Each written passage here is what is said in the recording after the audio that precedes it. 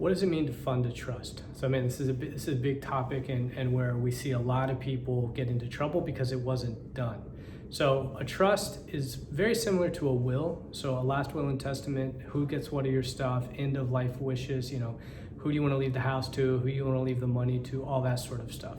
A trust, very similar to that. It's the same thing. It's going to say who gets what of your stuff, who gets the house, who gets the money, who gets the car, how do you want things distributed? Are you leaving things to charity? Are you leaving things to children at certain ages? That's what a trust is going to say. But the difference between the two is you're actually going to do what's called fund, F-U-N-D. You're going to fund the trust while you're still alive. Otherwise, the trust really doesn't do what it's intended to do, which is, in one case, avoid probate, meaning you don't have to go to court. Your beneficiaries, your heirs don't have to go to court to distribute assets after you pass away. So funding a trust means putting things inside of the trust, meaning that the trust is now the owner of those things. Real estate, for example, if you own a piece of property, let's say you own 123 Main Street, and you want that property to go to your children after you pass away, and you don't want them to have to hire an attorney and go through probate and spend money and all the headaches of that. You just want it, you pass away, you want the property to go to them. So you do a trust. The trust says, I want my property at 123 Main Street to go to both of my children when I pass away. And you already own the property. It's in your name individually. You, John Smith, you're the owner of that property.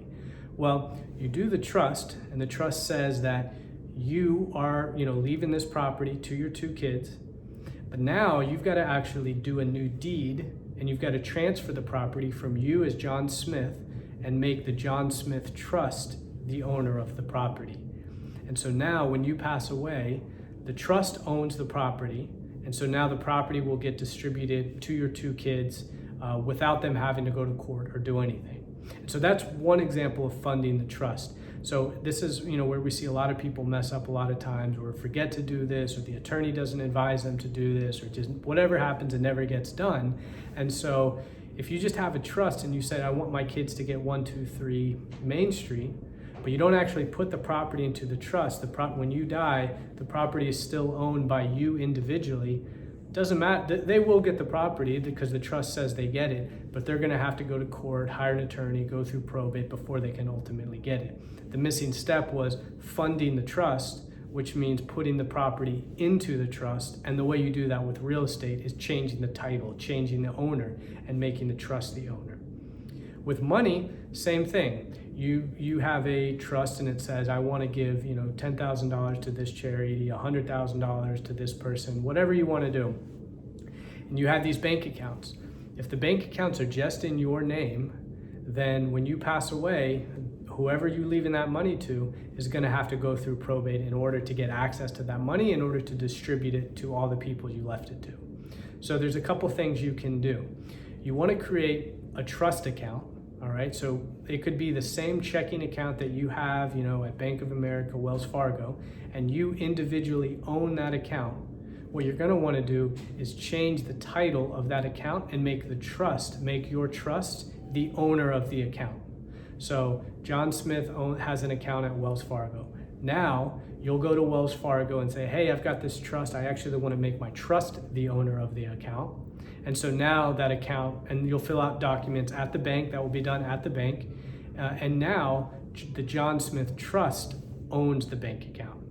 And so that's the difference. Now the trust owns the bank account. So whatever money is in that trust account, the trustee, the person who's managing the trust after you pass away, will have immediate access to that money and will be able to distribute it to, again, whoever the beneficiaries are.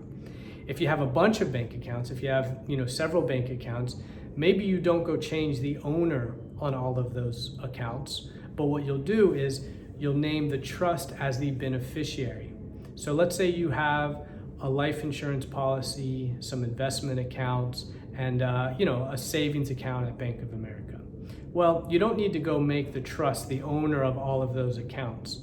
All you need to do is notify the banks, notify where you have those accounts, say, hey, listen, I want to name my trust as the beneficiary. And so now, in this example, the John Smith Trust account is the beneficiary on all of those accounts. And now remember, we set up the trust account. So now what happens is your beneficiary, is the trustee, the person who's in charge of managing the trust, is going to be able to go to where you have the life insurance policy, where you have the stocks, where you have the savings account. He or she's going to be able to go withdraw all that money because that person is the trustee. They'll be able to deposit it into that trust account that you set up. And now all of that money is in a big pot and they can distribute the money. No courts involved. If done properly, there's no judges, it's public, or it's private, nobody sees what's going on. So that's what it means to fund the trust account. That's what funding means. And that's the step where, the attorney, we help, we guide, but part of it, requires the person actually going to the bank most of the time. Maybe you can do it online, but most of the times you're going to have to go to these institutions and tell them, hey, I want to make the trust the beneficiary, or I want to make the trust the owner. And so that's what funding it is. So if you've got a trust already, double check, make sure, ask your attorney who drafted it, hey, did we fund this? Because again, if you didn't fund it, if nothing's in the trust, if all you did is you just signed a trust document saying, hey, this is my trust, this is who I want to get my stuff, the trust is kind of worthless, because you're still going to have to go, your kids will still have to go through the probate process in order to access that money or to distribute it however you wanted to distribute it. So funding the trust, very, very important. If you've got a trust, make sure that everything has funded. If you're doing a trust, make sure you go ahead and actually fund it.